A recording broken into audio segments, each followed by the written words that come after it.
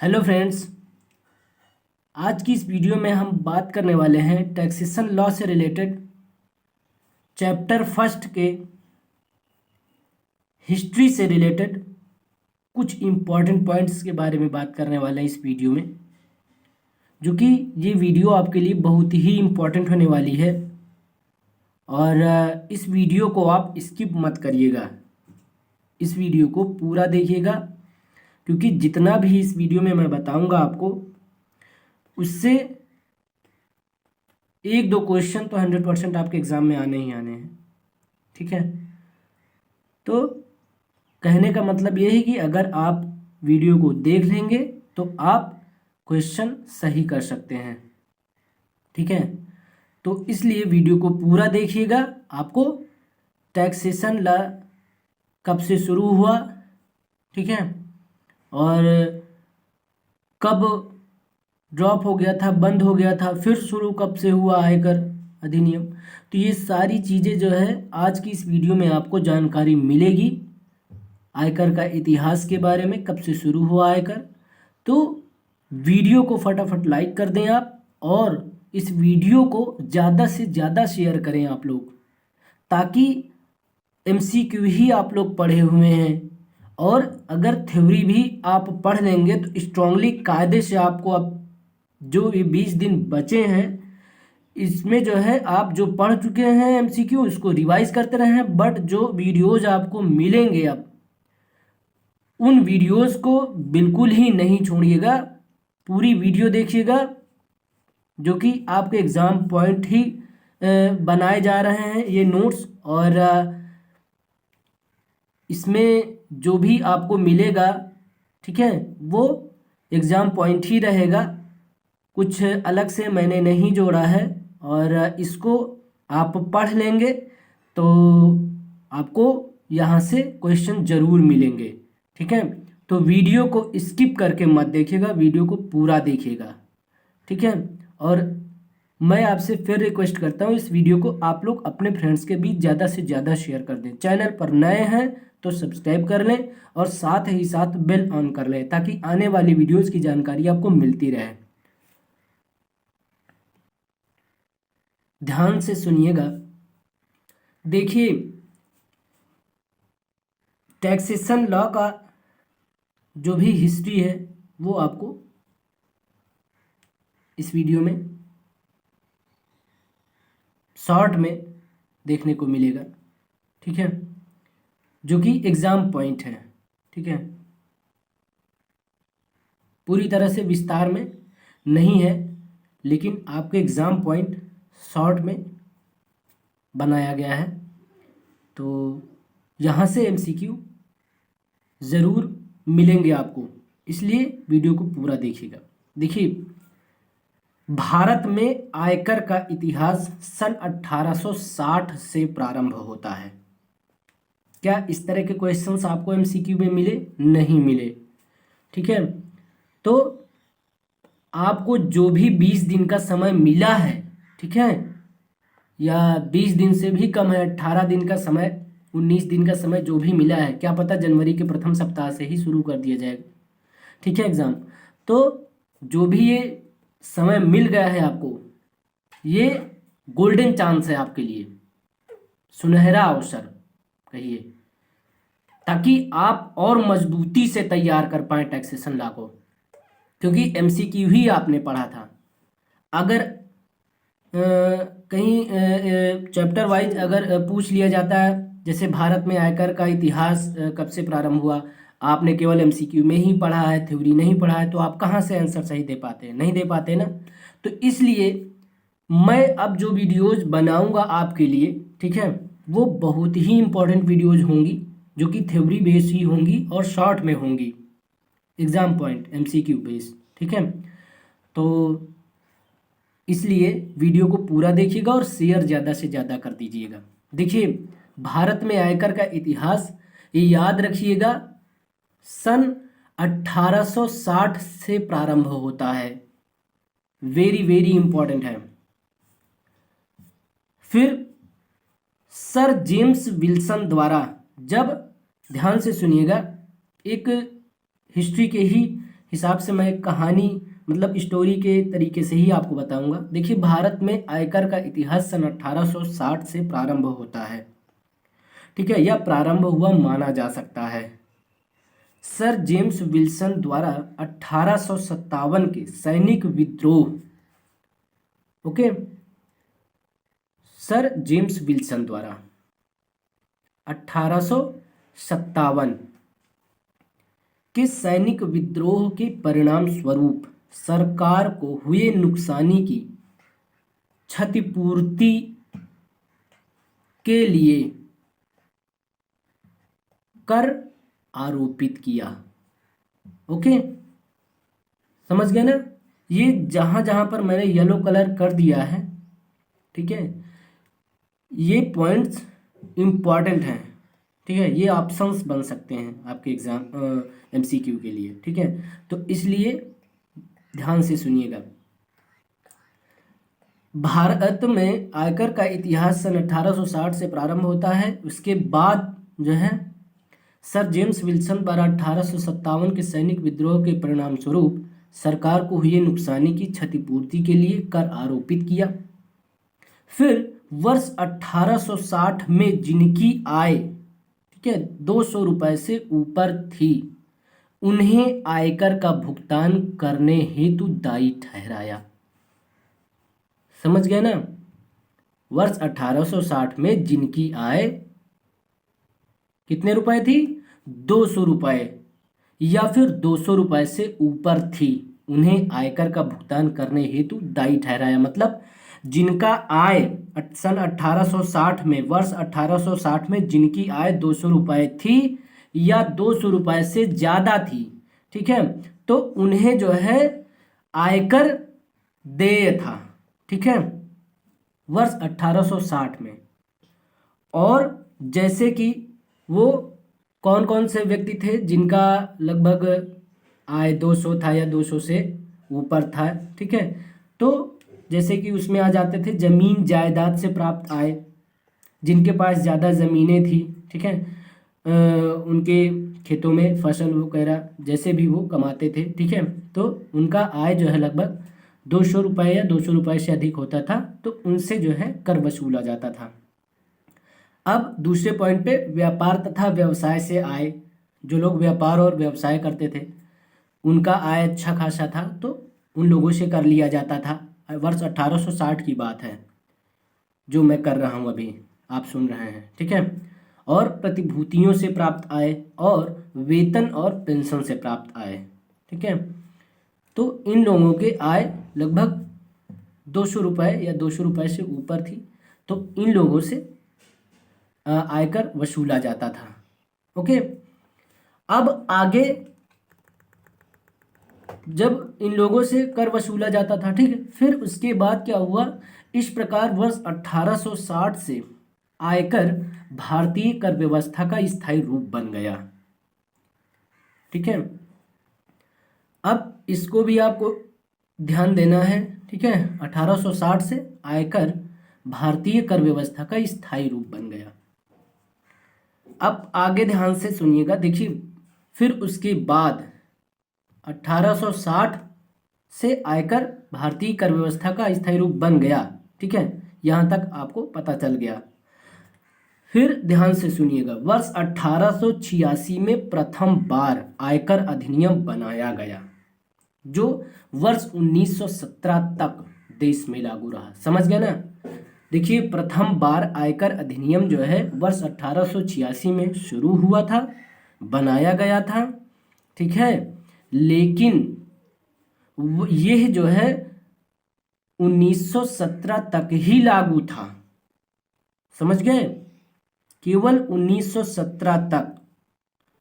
फिर उसके बाद क्या हुआ कि इस आयकर अधिनियम में आयकर हेतु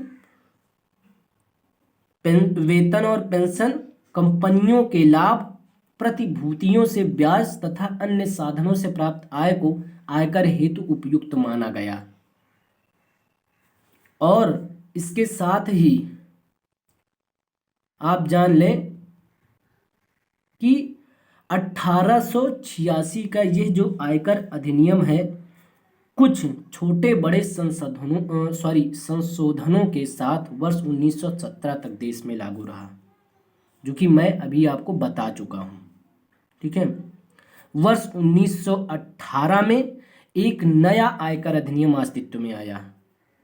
समझ गए? देखिए, जो आयकर अधिनियम 1886 में प्रथम बार बनाया गया था, ठीक है, वो केवल 1917 तक ही देश में लागू था। ठीक है। फिर उसके बाद जब 1917 तक देश में लागू था, फिर उसके बाद जो है वर्ष 1918 में एक नया आयकर अधिनियम अस्तित्व में आया। मतलब एक वर्ष 1918 में एक नया आयकर अधिनियम बनाया गया, और जो 1918 में बनाया गया था उस आयकर अधिनियम के 4 मुख्य विशेषताएं भी थी। इसमें विशेषता थी कि चालू वर्ष की आय पर जो है आयकर का वसूल किया जाना। ठीक है। दूसरा, अधिक ऊंची दरों पर आयकर का वसूल किया जाना। आकस्मिक प्राप्तियों को भी कराधेय बनाया जाना और अधिकार को स्थायी बनाया जाना। ये थे आयकर अधिनियम 1918 की 4 मुख्य विशेषताएं। वर्ष 1918 का यह आयकर अधिनियम 1922 तक देश में लागू रहा। अब ध्यान से सुनिए भाई, जो 1886 में प्रथम बार आयकर अधिनियम बनाया गया, ठीक है, तो वो जो है 1917 तक ही देश में लागू रहा। फिर उसके बाद क्या हुआ? फिर वर्ष 1918 में दूसरा आयकर अधिनियम पारित किया गया, बनाया गया, और जो वर्ष 1918 में बनाया गया था वो आयकर अधिनियम केवल और केवल 1922 तक ही देश में लागू रहा। फिर उसके बाद आगे सुनिए, वर्ष 1922 में भारत सरकार द्वारा एक नया आयकर अधिनियम पारित किया गया। समझ गए भाई? वर्ष 1886 में प्रथम बार आयकर अधिनियम शुरू किया गया, तो 1917 में 17 तक ही लागू रहा, मतलब। ठीक है। फिर उसके बाद क्या हुआ कि वर्ष 1918 में आयकर अधिनियम बनाया गया और 1922 तक ही देश में लागू रहा।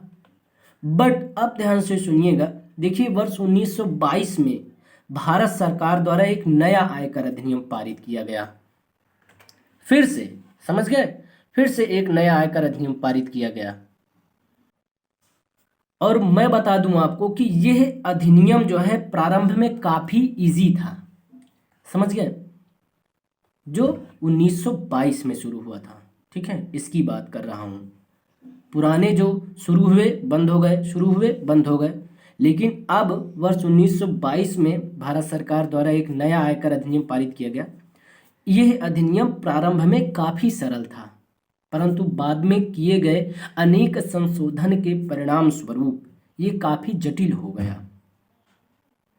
परिणाम क्या मिला? इसको सरल एवं स्पष्ट करने हेतु वर्ष 1956 में 1956 में भारत सरकार द्वारा, ओके, गवर्नमेंट ऑफ इंडिया द्वारा इसे विधि आयोग के पास भेज दिया गया। कब भेजा गया? वर्ष 1956 में। किसके पास भेजा गया? विधि आयोग के पास भेजा गया या भेज दिया गया। और इसके साथ ही केंद्रीय सरकार ने भी निर्धारितियों की कठिनाइयों तथा कर चोरी को यथासंभव न्यूनतम करने के लिए सुझाव देने हेतु एक कमेटी का गठन किया गया।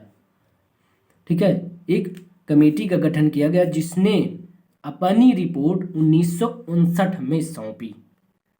कब? 1959 में सौंपी। समझ गए?